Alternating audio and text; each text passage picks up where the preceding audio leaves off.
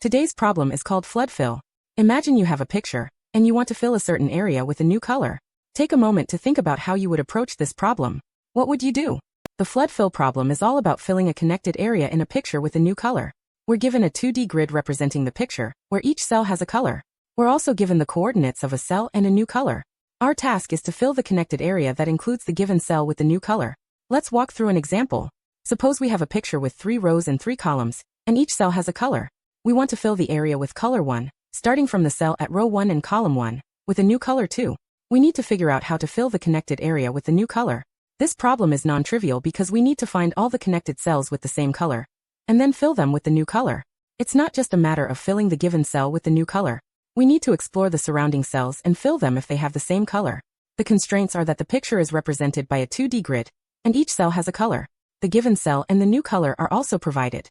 The obvious thing to try is to start from the given cell and explore all the surrounding cells. We can use a loop to iterate through each cell in the grid and check if it has the same color as the given cell. If it does, we can fill it with the new color. Let's walk through an example. Suppose we have a picture with 3 rows and 3 columns, and each cell has a color. We want to fill the area with color 1, starting from the cell at row 1 and column 1, with a new color 2. We start by checking the cell at row 1 and column 1. It has color 1, so we fill it with color 2. Then we check the cell to the left, which is at row 1 and column 0. It also has color 1, so we fill it with color 2. We continue this process until we've checked all the cells in the grid. This approach is slow because we're doing a lot of repeated work. We're checking each cell multiple times, which is inefficient. The time complexity of this approach is O(m*(n), where m is the number of rows and n is the number of columns in the grid. This is because we're iterating through each cell in the grid once. The space complexity is also O(m*(n), because we're using a loop to iterate through each cell. The key insight here is that we can use depth-first search to fill the connected area. This approach eliminates repeated work, because we only visit each cell once. Let's walk through how it works. We start by checking the given cell.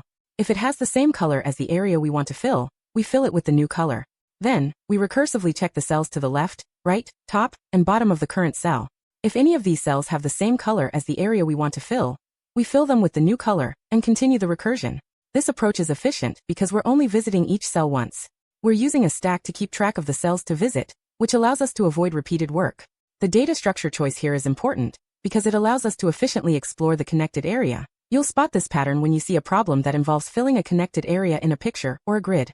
Another signal is when you're given a 2D grid, and you need to explore a connected area. The time complexity of the optimized algorithm is O(m*(n), where m is the number of rows and n is the number of columns in the grid. The space complexity is also O(m*(n), because we're using a recursion stack to keep track of the cells to visit. Try the next problem, which involves a similar pattern. Don't forget to subscribe and ask questions in the comments.